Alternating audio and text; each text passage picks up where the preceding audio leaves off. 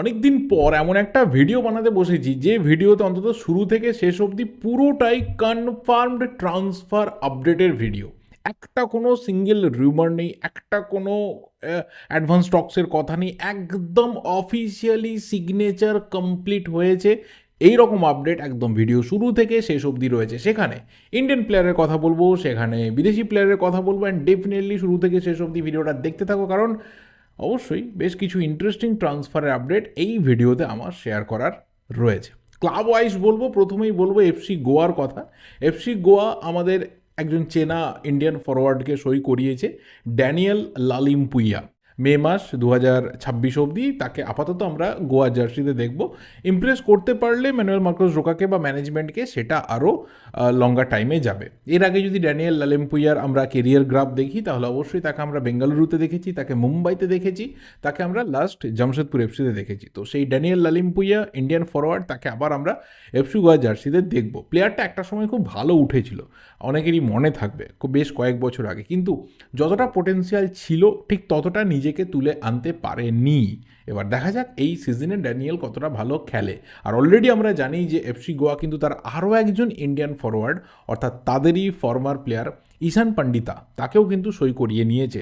তো দুজন young Indian ফরওয়ার্ডের ওপর ভরসা রাখতে চলেছে ম্যানুয়েল মার্কোস রোকা, কারণ আমরা জানি যে জাস্ট একজন মাত্র বিদেশি প্লেয়ার, পল মোরেনো, সেই কিন্তু আইএসএলে থাকছে, বাকি সমস্ত বিদেশি প্লেয়ারকে এফসি গোয়া ছেড়ে দিয়েছে।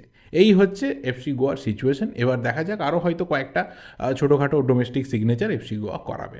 এরপর অবশ্যই বলতে হবে চেন্নাইন এফসির কথা, কারণ চেন্নাইন এফসি একজন মরক্কান সেন্ট্রাল ডিফেন্সিভ মিডফিল্ডারকে সই করিয়েছে, যাকে আমরা চিনি, বেশ কয়েকটা সিজন নর্থ ইস্ট ইউনাইটেড এফসির হয়ে খেলেছে, মোহাম্মদ আলী বেমাম্মার, এবং খুব সাকসেসফুলি খেলেছে। এমন একটা প্লেয়ার যাকে নিয়ে অনেক কটা ক্লাব এক একটা সময় কিন্তু ইন্টারেস্টেড ছিল, কিন্তু এই সিজনটা এমনই ট্রাঙ্কেটেড হয়ে গেছে এবং মোটামুটি প্রায় টপ টিমগুলোর কারো হয়তো পুরো কোটা ফিল আপ রয়েছে, বা কারো হয়তো সেই স্লটটা ফাঁকা নেই, মানে সেই জায়গাতে কিছু করার নেই বা প্রবলেম রয়েছে। সেই কারণে মোহাম্মদ আলী বেমাম্বার সিজনে শুরুর দিকে দল পায়নি, তাকে নর্থ ইস্ট ছেড়ে দিয়েছিল। বাট লেট হলেও সেখানে চেন্নাইন এফসি কিন্তু ঢুকে এই সিগনেচারটাকে কমপ্লিট করেছে, এবং তার সাথে আলবার্তো নোগুয়েরা, তাকেও কিন্তু চেন্নাইন এফসি অফিসিয়ালি কমপ্লিট করে নিয়েছে, তার সিগনেচার অলরেডি সেটা অ্যানাউন্সও হয়ে গেছে। তো এলসিনহো এবং ড্যানিয়েল চিমাচুকু ছিল, তার সাথে আলবার্তো নোগুয়েরা এবং মোহাম্মদ আলী বেমাম্বার এসে গেল, এই চারজন কিন্তু কনফার্মড। এবার আরও একজন প্লেয়ার, তার কিন্তু রিউমার রয়েছে। এবার আগেই বললাম ভিডিওতে রিউমার নিয়ে কিছু বলবো না, কিন্তু জাস্ট নামটা শেয়ার করে যায়, সেটা হচ্ছে দিয়েগো মরিসিও। কোনো রকম অ্যাডভান্স টক্স বা কিছু ব্যাপার এই নিয়ে কোনো রকম কংক্রিট ব্যাপার নেই, বাট রিউমার রয়েছে, তাকে নিয়ে চেন্নাইন এফসি ইন্টারেস্টেড, তার কাছে অফার গেছে, দ্যাটস ইট। যদি আসে তাহলে ফিফথ ফরেনার হিসেবে আসবে, এবং বোধহয় সেটাই লাস্ট হবে। আদারওয়াইজ এই চারজন যা রয়েছে সেটা নিয়েও চেন্নাইন এফসি গোটা সিজন কাটিয়ে দিতে পারে বলে অনেকে এই মুহূর্তে মনে করছে। দেখো, এরপর অবশ্যই বলতে হবে কিন্তু কেরালা ব্লাস্টার্সের কথা। এবার কেরালা ব্লাস্টার্সের কথা বলতে গেলে যে জিনিসটা বলতে হয় সেটা হচ্ছে, ওরা ওদের এক্সিস্টিং সমস্ত ফরেন প্লেয়ারকে ছেড়ে দিয়েছে। 6জন ফরেন প্লেয়ার বেরিয়ে গেছে, যার মধ্যে 2জন গেছে লোনে, আর 4জনের সাথে মিউচুয়ালি কন্ট্রাক্ট টার্মিনেশন হয়েছে, এবং তার পরিবর্তে অলরেডি ওরা 4জন বিদেশি প্লেয়ারকে সই করিয়েছে। আসছি যে নতুন দুটো সিগনেচার হয়েছে তাদের সম্বন্ধে, কিন্তু এখানে আমি জাস্ট একটা ছোট্ট কথা বলতে চাই, যে যদি তুমি রিপ্লেসমেন্টে প্লেয়ার সই করাবে, তাহলে রিমেনিং সিজনের জন্য কেন বাকি প্লেয়ারদের তুমি রেখে দিলে না? হয়তো এটা রিজন হতে পারে যে তাদের কাছেও একটা স্যালারি কাটের অফার গেছিলো, তারা পে কাট বা স্যালারি কাটের যে অফার সেটাকে অ্যাকসেপ্ট করেনি। তারা বেটার মনে করেছে যে সেটা নেওয়ার থেকে বেরিয়ে যাওয়াটা অনেক ভালো হবে, এবং কম্পিটিটিভ ফুটবলে টিকে থাকাটা দরকার হবে। সেই কারণে 4জন মিউচুয়ালি কন্ট্রাক্ট টার্মিনেশন করে বেরিয়ে গেছে, এবং 2জন প্লেয়ার তারা কিন্তু লোনে গেছে, লুনা এবং নোয়া সাদাওয়ি। এবার লোনে যাওয়া মানে আমরা জানি যে লোনের একটা খুব কমন ব্যাপার থাকে, যে মিনিমাম হলেও সেটার একটা পার্ট অফ স্যালারি কিন্তু তার মেন ক্লাবকে বিয়ার করতে হয়। এবার তার দেখো সবসময় যে কি বলবো, রেশিওটা সব ক্ষেত্রে সমান থাকে তা না, বাট কিছুটা তো তোমাকে বিয়ার করতেই হবে। এবার এর ফলে যে জিনিসটা হয়েছে সেটা হচ্ছে, যারা সিগনেচার হয়ে আসছে, যাদেরকে কেরালা নিয়ে আসছে, ইনিশিয়াল ইমপ্রেশন, যেটা শুধুমাত্র আমরা যারা এখানে ভিডিও বানাচ্ছি তারা নয়, যারা কেরালা ফ্যান তারাও কিন্তু বলছে যে এটা খুবই মিডিওকর সিগনেচার হচ্ছে লাইন ধরে, এবং বিলো অ্যাভারেজ সিগনেচার হচ্ছে, যেটা কখনোই কেরালার যে ধরনের সিগনেচার ওরা এর আগে করিয়েছে তার সাথে কিন্তু যায় না। এবং এর আগে আগে আমরা অলরেডি জানি যে জার্মান একজন অ্যাটাকিং মিডফিল্ডার মার্লন রুস ত্রুজিলো তার সিগনেচার হয়েছে। তারপর আমরা জানি যে ফ্রেঞ্চ একজন উইঙ্গার কেভিন ইয়োক তার সিগনেচার হয়েছে। একটা প্লেয়ারের কথা আমি বলতে ভুলে গেছিলাম, আগে বলা দরকার ছিল, সেটা হচ্ছে মাতিয়াস হার্নান্ডেজ, তারও কিন্তু সিগনেচার কমপ্লিট।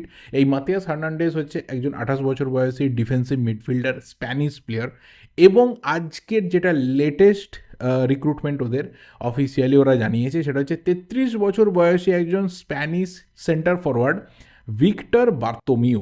এই প্লেয়ারটাকে কিন্তু আজকে অফিসিয়ালি ওরা আনভেল করেছে। তো এই ধরনের কিছু সিগনেচার হচ্ছে যাদের যদি তুমি কেরিয়ার দেখো তাহলে কখনোই দেখবে না যে তারা খুব বিরাট কিছু হাই প্রোফাইল প্লেয়ার তাদের কেরিয়ারে এক একটা সময়ে কাটিয়েছে, বিরাট কিছু হাই প্রোফাইল ক্লাবে তাদের কোনো সিভিটিভি কিছু রয়েছে। হ্যাঁ, বহু ভালো ভালো ক্লাবের একাডেমি থেকে বি টিম বা সি টিম থেকে তারা হয়তো উঠে এসেছে, সেখানে খেলেছে, বাট স্টিল ইন্ডিয়ান সুপার লিগের নিরিখে বা কেরালার নিরিখে এই সিগনেচারগুলো কিন্তু তাদের সাথে যায় না। এবার যেহেতু টাইমটা শর্ট, জাস্ট 13টা ম্যাচের একটা লিগ, সেখানে এক্সিস্টিং প্লেয়াররা থাকলে কিন্তু কেরালা অনেক বেটার রেজাল্ট করতে পারতো। বাট এই ধরনের প্লেয়াররা যারা আসছে, মানিয়ে নিতে একটু সময় লাগবে, তাদেরকে নিয়ে কতটা ভালো করতে পারবে কেরালা, সেই নিয়ে অবশ্যই কেরালা ফ্যান্সদের মধ্যে একটা ডাউট ডেফিনেটলি রয়েছে। এরপর যে প্লেয়ারের কথা বলতে হবে সেই প্লেয়ার অবশ্যই কিন্তু লিথুয়ানিয়ার একজন ন্যাশনাল টিমের সেন্টার ফরওয়ার্ড, যাকে আজ অফিসিয়ালি ইন্টার কাশি সই করিয়েছে। ইন্টার কাশি কিন্তু 25 বছর বয়সী লিথুয়ানিয়ার সেন্টার ফরওয়ার্ড। আর লিথুয়ানিয়া বললেই কিন্তু আমাদের যে নামটা মাথার মধ্যে একদম ইনস্ট্যান্ট ক্লিক করে যায় সেটা হচ্ছে এর আগে চেন্নাইন এফসি এবং জামশেদপুরের হয়ে খেলা নেরুইস ভলস্কিস। একটা সিজনে কিন্তু গোল্ডেন বুটও জিতেছিল এবং লিথুয়ানিয়ার হয়ে প্রচুর ম্যাচ খেলেছিল সেই প্লেয়ারটা। তো সেই একই দেশ থেকে একজন প্লেয়ার আসছে 25 বছর বয়সী সেন্টার ফরওয়ার্ড নরিস পেটকেভিচিয়াস। এর নামগুলো খুব ডেঞ্জারাস হয় ভাই। নরিস পেটকেভিচিয়াস, যাকে লাস্ট আমরা লিথুয়ানিয়ার ক্লাব এফকে সুদুভাতে খেলতে দেখেছি। এবং মোস্ট ইন্টারেস্টিং থিং ইজ কি খুব রিসেন্টলি কিন্তু ওদের লিগটা কমপ্লিট হয়েছে এবং সেখানে রেগুলার বেসিসে খেলেছে। গোটা সিজনে শুধুমাত্র ওদের লিগে 35টা ম্যাচ খেলেছে, সেখানে 8টা গোল 5টা অ্যাসিস্ট। তো একটা 25 বছর বয়সী ফরওয়ার্ড, হয়তো টিমের সেকেন্ড চয়েস ফরওয়ার্ড, সেই প্লেয়ারটা কিন্তু 35টা ম্যাচে 13টা গোল কন্ট্রিবিউশন রাখছে। দ্যাট মিনস এটা একটা ইন্টারেস্টিং সিগনেচার এবং আমার মনে হয় যে ওর মধ্যে সেই ক্যাপাবিলিটি রয়েছে আই লিগ চ্যাম্পিয়ন টিমে এসে under obviously the great Antonio Lopez Habas তার কোচিংয়ে আরও বেটার ফুটবল তুলে ধরার। এবার দেখা যাক, গোল এবং অ্যাসিস্ট দুটোই কিন্তু বেশ প্যারালালি চলে। মানে ন্যাচারালি হাওয়াসের কোচিংয়ে যে ধরনের প্লেয়ারদের গুরুত্ব থাকে, মানে তোমাকে শুধুমাত্রই বক্সের মধ্যে দাঁড়িয়ে গোল করলে চলবে না, তার সাথে কিন্তু তোমাকে গোল কন্ট্রিবিউশনের ক্ষেত্রেও ভূমিকা ডেফিনেটলি রাখতে হবে। তো সেইভাবেই এই সিগনেচারটা করানো। আর আমরা একটা জিনিস জানি যে ইন্টার কাশি যে সিস্টেমের মধ্যে রয়েছে, তাদের সাথে যত বিভিন্ন ক্লাবের টাই আপ রয়েছে, ভালো প্লেয়ার নিয়ে আসাটা ওদের কাছে খুব একটা টাফ বিষয় না। এবং দেখা যাক, এই সিগনেচার 25 বছর বয়স, এক্সাইটিং একটা সিগনেচার ডেফিনেটলি হতে পারে। লিথুয়ানিয়ার হয়ে লেটেস্ট যে ওয়ার্ল্ড কাপ কোয়ালিফিকেশনস রাউন্ড ছিল সেখানেও খেলেছে, ইউক্রেন এবং পোল্যান্ডের এগেনস্টে ওকে আমরা মাঠে খেলতে দেখেছি এবং ফিউচার একটা অবশ্যই ভালো রয়েছে। তো সেই নরিস পেটকেভিচিয়াস কিন্তু ইন্টার কাশিতে সিগনেচার করেছে। এবার লাস্ট অবশ্যই বলতে হবে যে প্লেয়ারের কথা, যাকে নিয়ে অন্ততপক্ষে লাস্ট কয়েকদিন 5-6 দিন বোধহয় ট্রান্সফার মার্কেটে বহু মানুষ আলোচনা করেছে, সেটা হচ্ছে ইস্টবেঙ্গলে সই করতে চলেছে জেরি মাওমিংথাঙ্গা। এটা কয়েকদিন আগের রিউমার ছিল, আজকে সন্ধেবেলায় লেটেস্ট আপডেট এসে গেছে শিবাজিদার তরফ থেকে। শিবাজিদা এটাকে ব্রেক করেছে যে জেরি মাওমিংথাঙ্গা কিন্তু ইস্টবেঙ্গলে সই করেছে এবং যেটা রিপোর্ট, যেটা আপডেট, সেটা হচ্ছে একটা মাল্টি ইয়ার কন্ট্রাক্টে তাকে ইস্টবেঙ্গল কিন্তু নিয়েছে। এবার আমার না লাস্ট ভিডিওতে যখন আমি জেরিকে নিয়ে কথা বলেছিলাম, আমার একটা ছোট্ট মিস্টেক হয়েছিল। আমি সিরিয়াসলি ভুলে গেছিলাম যে Jerry was out of contract, তাকে বরিশা ছেড়ে দিয়েছে। আমি ওই ইসাকের কথা যখন বলেছিলাম ওই জায়গাতে আমি একটু গুলিয়ে ফেলেছিলাম, সেই কারণে আমি ওকে কন্ট্রাক্টেড প্লেয়ার হিসেবে ধরেই অনেকগুলো কথা বলে ফেলেছিলাম। So I am sorry for that. Jerry free player ছিল, লং টাইম ধরে তাকে আমরা ওড়িশাতে খেলতে দেখেছি, ওড়িশার ক্যাপ্টেন হিসেবেও তার রোল সে প্লে করেছে আন্ডার সের্জিও লোবেরা এবং তার আগে জোসেফ গম্বাও প্রত্যেকের কোচিংয়ে আমরা দেখেছি যে জেরি কিন্তু অসাধারণ পারফরমেন্স দিয়েছে। একটা সিজনের কথা মনে পড়ছে যেখানে জেরি এবং তার সাথে দিয়েগো মরিসিও তাদের জুটি কিন্তু অসাধারণ ক্লিক করেছিল। তো এরকম একজন experienced senior Indian right winger কিন্তু ইস্টবেঙ্গলের ডেফিনেটলি দরকার ছিল। এবং আগেও যেটা বলেছি যে হয়তো ওর লাস্ট দুটো সিজনের পারফরমেন্স দেখে কেউ ওকে বিচার করতে চাইবে, বা ইন্ডিয়ান ফুটবলে সেই অর্থে বিরাট কিছু সাকসেস নেই যে ট্রফি দিয়েছে হাবি জাবি হ্যানা ত্যানা বহু কিছু ব্যাপার, বিরাট বড় সিভি, এরকম কিন্তু না। বাট একটা সময় না ও এক্সাইটিং প্লেয়ার ছিল। আমি আগের ভিডিওতে বলেছি যে লিভারপুলের একাডেমিতে ওরা ট্রেনিং করার সুযোগ পেয়েছিল উইথ লালিয়ানজোয়ালা ছাংতে এবং জেরি, তাদের দুজনকে একসাথে কিন্তু তখন আমরা দেখেছিলাম লিভারপুলে ওরা গেছে।